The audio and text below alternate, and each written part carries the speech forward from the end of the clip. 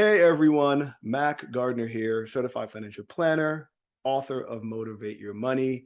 And I am beyond excited. I've known this guy for years, beyond excited to be speaking with the one, the only Sid Misra, CFP. Sid, how are you doing today, my friend? I'm doing very well. Thank you so much for having me. I'm glad you could join us. Sid, take a few moments, tell the folks out there a little bit about yourself, a little bit about your passion and your journey, please. Absolutely. So I am a certified financial planner based out of Northern New Jersey. I actually work with my dad, who's been in the industry for about 28, 30 years. And so I'm learning from him, trying to build my own book of business, help my own clients out, as well as just learn as much as I can from him. And I connected with Mac a few years ago on LinkedIn. I like to create content to educate people on their finances, about how they can approach things differently. I also have a YouTube channel, youtube.com/Sid Misra, where I put out educational videos every week. So definitely check that out. Nice, nice, nice. Well, Sid, the project that we're working on, and I'm very thankful that you decided to join us on it. We're calling it three pointers. And here's why. There's a top three for everything in life, right? Sodas, cereals, cars. There's like a top three. And as I was sitting down, I was thinking to myself, you know what? What if we could ask some of the top minds, thought leaders in personal finance or financial planning, what their top three pieces of advice would be, either that they received themselves growing up, your pops is in the business, which is pretty cool, or that you share with clients. So with that in mind, Sid, what are your top 3 points, man? Absolutely. I love this idea. I'm very happy to be a part of it. I think the first one that I'd like to start with is understand opportunity costs. Mm. So money is finite, our resources are finite. Unfortunately, my last name is not Bezos or Walton, and neither is yours. And so we have a limited amount of money to work with. And we have to understand that if we spend it on something, if we use it on something, we don't have the ability to use it on something else. And so when I tell people, I tell clients, understand and get very clear on what you want to see happen, what you want to accomplish, what are your goals, and then get very, intentional about your pursuit of accomplishing that, and put your resources towards that. If you don't define what you want to do and you're spending money on different areas, you're never going to truly accomplish what you want, and you're going to run out of money. You're not going to have the resources to do it. So understand the opportunity costs and understand the trade-offs to the decisions that you're making. I love that. I when I talk to people about budgeting, it's funny because budget gets such a bad connotation in people's lives, but all budgets are rules. It's just rules for your money, right? Yeah.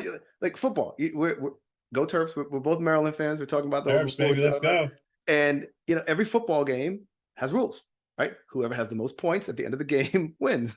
You have 4 downs to get 10 yards, unless there's a penalty or something like that. So, you know, I love that first point. You have to provide your money, your capital rules and guidelines. So that's great. What's point number two, bro? So point number two is actually it's interesting you brought up rules, because I think what I want to do, and what this is doing, this program that you're doing, is we're talking about the rules. And I think people have to understand, we're all part of the financial system, whether we want to be or not. And there are rules to the game. And if you understand the rules, if you understand what's available and how to utilize that, you can take advantage of it, and you can build wealth, and you can live life how you want to. The people that don't understand the rules, they don't understand how compound interest works against them instead of using it for them. For example, right, they get abused by the system. They are controlled rather than actually being in control. So understand that there are rules to the game, and you have to understand them, and then utilize them to your advantage. Okay, so we could literally sit on this this point right here, sit for like a good hour, but I Oh, we promise you could, we would yeah. not take this. One of my favorite rules is the rule of 72, right? Yes. We have we have worked with clients probably too many times to count, where we're managing their money and they're like, okay, when will my money double? And it's like okay, that's not how investing works. It's long term. But the rule of 72, for folks who don't know, is if you want an idea of how long it takes for money to double, take the rate of return. Let's just say you can get 10% rate of return on your money, right? 72 divided by 10 is 7.2 years. And so if Right. you did start with an investment of just round numbers, $100,000, and you could get a 10% rate of return every year, you would have $200,000 in about 7.2 years. And so I love that point, that second point, understanding the rules. And I think financial education is a great way to get folks understanding and aware of what those rules are. Absolutely. The more you understand it, the more you can use it to your advantage. If you don't know it, right? If you're playing football, we brought up football. If you don't know the rules to football, you're getting penalized for it. You're going to get blown out. You're going to not score any points, and the other team is going to score a ton of points. So you have to understand the rules and play within the boundaries of the game. I love it. I love it. All right. So what's point number three? So point number three is more in the abstract sense is, growing up, we always thought, or a lot of us still do, we think about wealth as the house that we live in, the car we drive, the clothes that we wear, the things that we can do with our money. And what I tell clients, I tell prospects, I tell people in general is wealth isn't about the money you have. It's about the control you have over your life.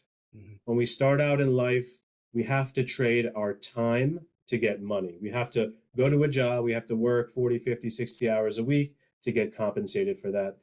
And the whole idea is we generate wealth, we build wealth for ourselves so that eventually in life, we can trade that money to get our time back. We can do the things that we want to. If we want to spend time with family, want to go and travel and have experiences, we just want to be there with the people that we love. We want to help bless them so that they graduate without having student loan debt, for example, because that takes away from their time, being able to pay that off. I want people to think about wealth in that regard. It's the ability to control your life and to help the people that you want to help the causes you want to help, and just live life on your own terms. I love that, Sid, for so many reasons. I remember sitting down with folks that have tons of money, and it's amazing how people think that just because you have a lot of money that you have no problems in the world. Right. And so a lot of times, the more money that folks have, the bigger the problems were. But uh, why I like that point is because it really shows that what we do as advisors, as certified financial planners, is we sit down with people. I call it the three F's. You ask about their family. Tell me about your family, mom and dad, siblings, kids, so on and so forth. Then you talk about the future. What do you want this stuff that I'm helping you manage here to do? And then you get to finances. So the Mm-hmm. finances is the third part. The first two are the most important part of this, brother. It's who you want to take care of and what are those goals and what do you see the aspirations to be. And I think if more people understood that process, they would be able to definitely benefit from your sage words of wisdom. It's like, look, the money's great, but what's it doing for you? Yeah. What do you actually want to do with it? I mean, people you can spend all the money you want to buying the cars and clothes.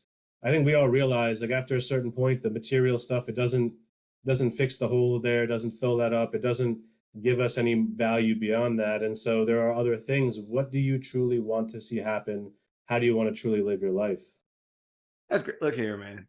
Those are three very, very powerful points. Sid, if you could please hit us, give them back to us. One, two, three. We're gonna put them out there for folks to see and read. So share with us your 3 pointers, please. Yeah, absolutely. So number one is understand opportunity costs. Resources are finite, so we have to understand what we want to accomplish, and we have to be intentional about how we deploy our resources and time towards accomplishing those goals. The second one is, there is rules to the game. We're all part of the financial system. There are rules to understanding it, and so understand those rules, educate yourself, and work to utilize them to your advantage. You have to understand that to be able to build wealth. And the last point, and one of the most important ones, is wealth is not about the money you have in your account and the cars and things that you drive. It's how you can actually live your life. Are you able to do the things that you want to? Are you able to actually live life the way that you want to? And that to me is what wealth is. Shout out to my brother Toussaint Bailey. I don't know if you know Toussaint, but a lot of the work that he does really touches on that third point. And I'm Awesome. glad the industry as a whole, Sid, is really starting to understand the impact that we have as financial planners, as financial advisors in people's lives, to really bridge a lot of those concerns and thoughts that people have. Sid, again, thank you so much for joining me, sharing your 3 pointers, sharing the 3 points of advice that you think can help people as they walk their financial life journey, their path. Yeah, They're blessed to have people like you and your dad in their lives, to give them that guidance. The journey continues, and what I like to say to people is, whatever motivates you, motivate your money. absolutely. I appreciate that. And like you said, the journey continues. Take care, brother. Go Terps. Thank you. Go Terps.